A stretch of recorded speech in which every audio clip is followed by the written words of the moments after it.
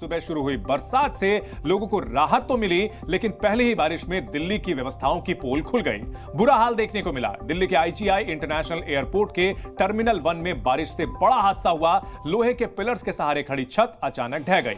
हादसे में एक शख्स की मौत हो गई, जबकि 4 लोग घायल हुए हैं। एविएशन मिनिस्टर राममोहन नायडू ने घटनास्थल का दौरा किया। उन्होंने मृतक के परिजनों के लिए 20 लाख रुपए मुआवजे का ऐलान किया। वहीं नायडू ने कहा कि अगर हादसे के पीछे कोई लापरवाही मिलती है तो कड़ी कार्रवाई की जाएगी। हादसे में 5 लोग घायल हुए हैं। लोहे का बड़ा पिलर ध्वस्त हो गया और इसमें नीचे जो कई गाड़ियां खड़ी थी, टैक्सीज खड़ी थी, वो इसकी चपेट में आ गई। क्रेन की मदद से जो ढांचा गिरा था उसे हटाया गया। टर्मिनल 1 पर जो आवाजाही है वो कल तक के लिए रोक दी गई है। इन सब के बीच विपक्ष ने हमला बोलना शुरू कर दिया है। सरकार को कटघरे में खड़ा कर रही हैं विपक्ष की नेता। और इन सब के बीच बड़ा सवाल यह है कि आखिरकार ये लापरवाही किसकी है, किसकी वजह से एक शख्स की मौत हुई, और अलग अलग तस्वीरों के जरिए इस हादसे का आपको हम मंजर दिखाते हैं। टर्मिनल 1 पर बड़ा हादसा हुआ, कई गाड़ियां इसके नीचे दब गईं, मौके पर क्रेन मंगाई गई है। बड़ा सवाल आखिरकार ये मेंटेनेंस क्यों नहीं की गई, और इसको लेकर केंद्रीय मंत्री, उड्डयन मंत्री राममोहन नायडू ने क्या कहा, सुनाते हैं आपको।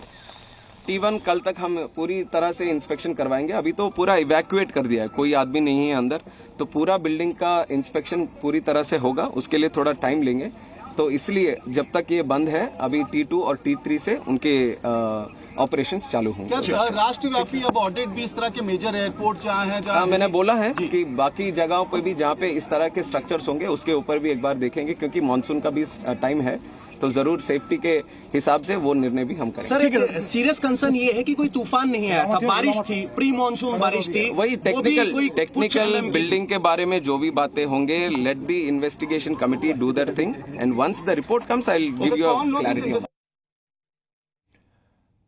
तो एयरपोर्ट पर जो हादसा हुआ है उसको लेकर के गंभीर सवाल खड़े हो रहे हैं, और इसको लेकर के अब उड्डयन मंत्री खुद वहां पर पहुंचे और बताया कि कल तक यहां पर सेवाएं शुरू कर ली जाएंगी और मामले की जांच कराई जाएगी। जी मीडिया संवाददाता नीरज गौड़ हमारे साथ जुड़ चुके हैं। नीरज, मंत्री जी की तरफ से बताया गया कि इसमें जो भी दोषी होगा उसे बख्शा नहीं जाएगा, वहीं विपक्ष को मुद्दा मिल चुका है और सरकार को घेरा जा रहा है।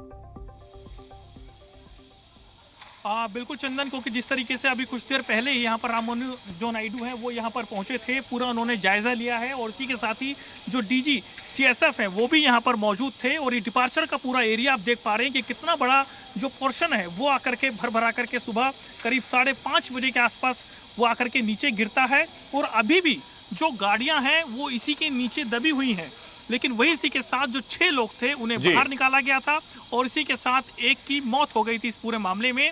और अभी फिलहाल इस पूरे एरिया को, डिपार्चर वाले एरिया को बंद रखा गया है। जो यात्री बाहर आने वाले हैं उन्हें दूसरे रास्ते से बाहर किया जा रहा है। जी चंद्र, ठीक है।